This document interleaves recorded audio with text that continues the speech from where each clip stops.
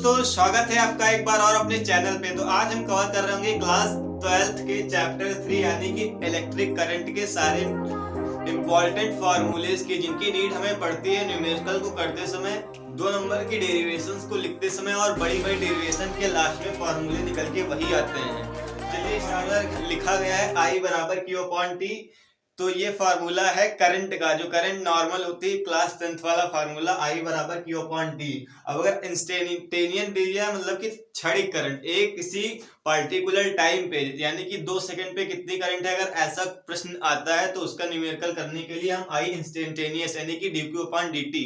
dq upon dt का मतलब ये कि हमें यहाँ पे इन चीजों का अवकलन करके करंट निकालनी होगी।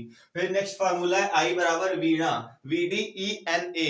तो यहाँ पे Vd क्या है? Vd है अपवाह वेग और N क्या है? N है मुक्त इलेक्ट्रॉनों की संख्या, ठीक। और वही A क्या है? A है एरिया। तो Vd और I का ये रिलेशन भी होता है, यानी कि अगर विद्युत धारा और अपवहन वेग का रिलेशन लिखने के लिए आ जाए 2 नंबर में तो आप इस फार्मूले को लिख सकते हैं। इसके बाद आता है कि Vd का फार्मूला क्या होता है। तो Vd बराबर होता है EV टाउ अपॉन ml, जहां पे टाउ क्या है? टाउ है विश्रांति काल। विश्रांति काल का मतलब ये होता है कि जब इलेक्ट्रॉन चलते हैं तो आपस में टकराते हैं और टकराने के बाद जितने अल्प समय के लिए वो रुकते हैं उसी को कहते हैं विश्रांति काल। फिर बात आती है J। तो देखिए J क्या होता है? J होता है विद्युत धारा डेंसिटी यानी कि विद्युत धारा घनत्व। तो विद्युत धारा घनत्व बराबर होता है I upon A। I upon A, I का फॉर्मूला हमें मिल चुका है Vd E N A और अपॉन में A। तो A से A क्रॉस हो जाएगा, बचेगा क्या? Vd into E into N, ठीक। फिर बात आती है विशिष्ट विद्युत चालकता। तो आपने विशिष्ट चालकता का नाम सुना होगा, लेकिन विद्युत चालकता दूसरा है। विद्युत चालकता होता है म्यू बराबर Vd अपॉन E, जहां पे E क्या है? E है इलेक्ट्रिक फील्ड और Vd पता ही है अपवाह वेग। अपवाह वेग ये होता है जिस वेग से इलेक्ट्रॉन गति करते हैं जब हम बाहर से उसमें बैटरी लगाते हैं तो वो होता है अपवाह वेग। तो म्यू बराबर Vd अपॉन E। अब नेक्स्ट है R बराबर V अपॉन I। R बराबर V अपॉन I सिंपली होता है ओम्स लॉ, लेकिन ये रेजिस्टेंस का फॉर्मूला है, ठीक। जहाँ पे V क्या है? V वोल्टेज है और I करंट है। फिर बात आती है W, यानी कि W बराबर Q इंटू डेल्टा V। अब जब हम यहाँ पे वैल्यू रखेंगे तो आ जाएगा Q E इंटू लैम्डा।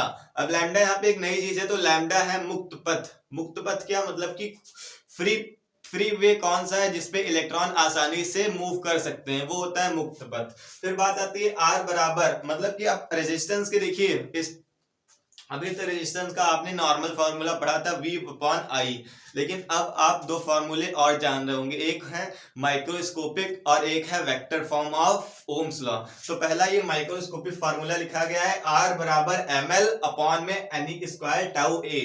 ये किसके पदों में है? ये है Vd वीना के पदों में। Vd वीना नहीं, मतलब कि Vd अपवाह वेग के पदों में ये है प्रतिरोध का फॉर्मूला। और R बराबर रो एल अपॉन ए होता है, ये आपको पता ही होगा। उसके बाद आता है RF बराबर R0 1 plus alpha into delta T. इस चीज का हम यूज वहां करते हैं जहां पे मतलब कि प्रारंभिक रेजिस्टेंस कुछ दे रखा है, प्रारंभिक टेम्परेचर अलग दे रखा है, वहां पे जब निकालना होता है हमें रेजिस्टेंस या टेम्परेचर, तब हम इस फॉर्मूले का यूज करते हैं। यहाँ पे अल्फा जो है वो है क्या?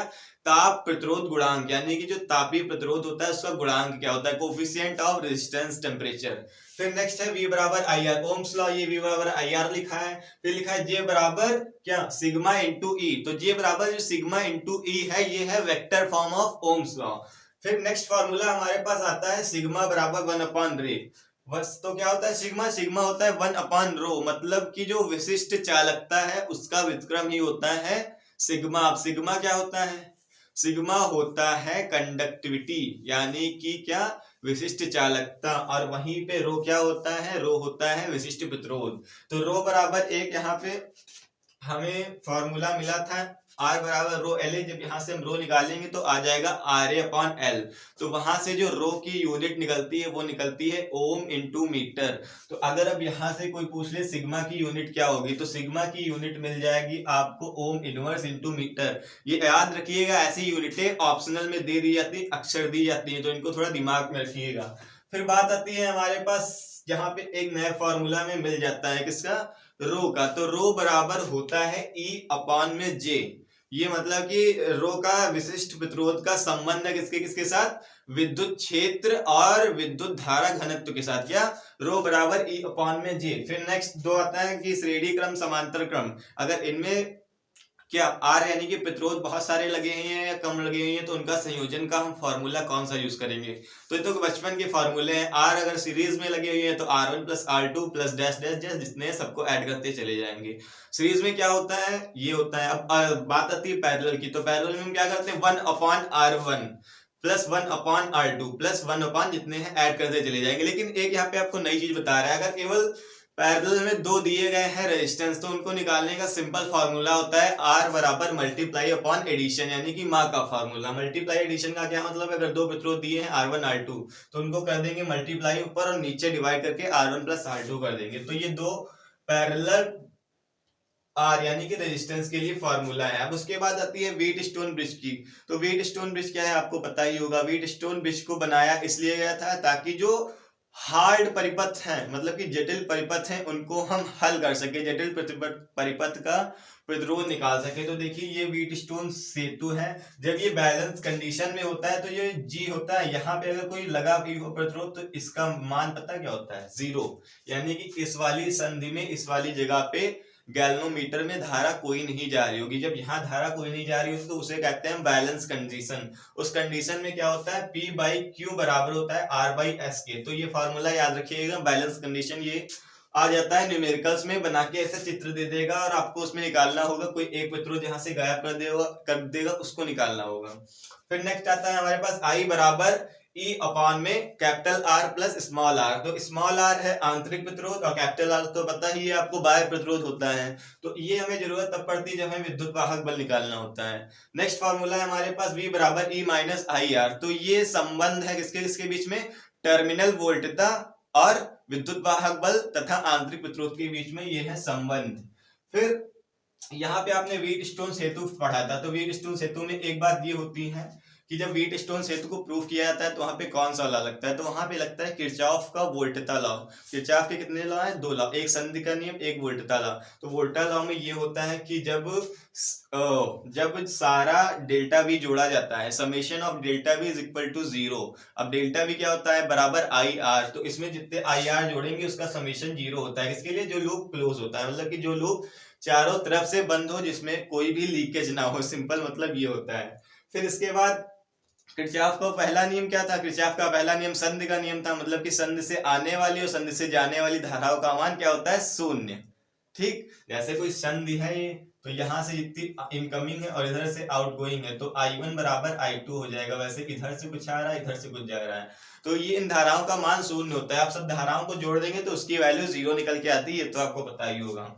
फिर नेक्स्ट फार्मूला है हमारे पास पावर, विद्युत सामर्थ्य का क्या फार्मूला होता है, P बराबर VI। अब जब VI की जगह पे हम V की वैल्यू रखेंगे तो हो जाएगा I स्क्वायर इंटू R। फिर वहां पे जब हम दूसरी वैल्यू रख देंगे I स्क्वायर की तो हो जाएगा V स्क्वायर अपॉन R। तो ये 3 फार्मूले लिखे गए हैं विद्युत सामर्थ्य के।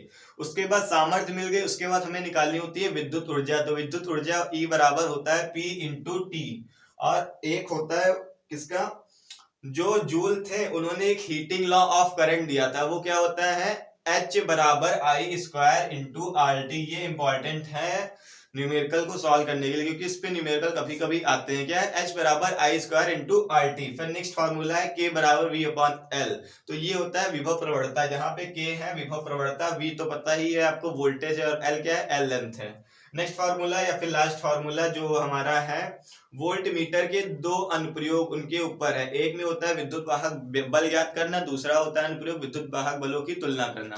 तो विद्युत वाहक बल हम कैसे ज्ञात करेंगे, E बराबर epsilon not into R upon में R plus R1 into L upon capital L। अब L एक का होगा, कैपिटल L दूसरे का होगा। अब एक का R का होगा, एक R दूसरे R का होगा। दूसरे R का क्या, 2 सेल लगे होंगे तभी तो हम दोनों सेलों का डिटरमाइन करेंगे EMF, यानी कि विद्युत वाहक बल दोनों सेलों का निकालेंगे। वैसे ही अगर 2 सेल लगे हुए हैं और उनमें विद्युत वाहक बलों की तुलना करने का देता है फॉर्मूला, पूछता है न्यूमेरिकल में, तो हम फॉर्मूले का यूज करेंगे E1 अपॉन में E2 is equal to L1 upon में L2। ये यहाँ पे लिखा हुआ है। तो मतलब कि ये जो 19 से 20 फार्मूले हैं, इतने ही इंपॉर्टेंट फार्मूले हैं, सारे कवर हो चुके हैं। अब जो बचते हैं वो इलेक्ट्रिक कोड वोड वाले, तो वो उसमें फार्मूले नहीं, उसमें तो रटने वाली चीजें हैं। ठीक, तो इनको मतलब कि अपने दिमाग में फीड करके रखिएगा, ये आपके बहुत काम आने वाले हैं। क्योंकि बस 1 मार्च को पेपर है और कुछ ही दिन बचे हैं। आपको बार बार अलाउ करा रहे हैं, बार बार हम री अलाउंस करा रहे हैं, बार बार आपके दिमाग में भर रहे हैं कि आपको याद आ जाए। तो देखिए, ज्यादा टाइम भी नहीं लगा और आपका फार्मूला का रिवीजन हो गया। तो ऐसे रिवीजन करने के लिए आप हमारे चैनल के साथ जुड़े रहिए, क्योंकि हम पर डे ऐसी वीडियोस लाते रहते हैं। ठीक है, तो आप पढ़ाई करते रहिए। मिलते हैं हम अगली नई वीडियो में, तब तक के लिए जय हिंद, गुड बाय।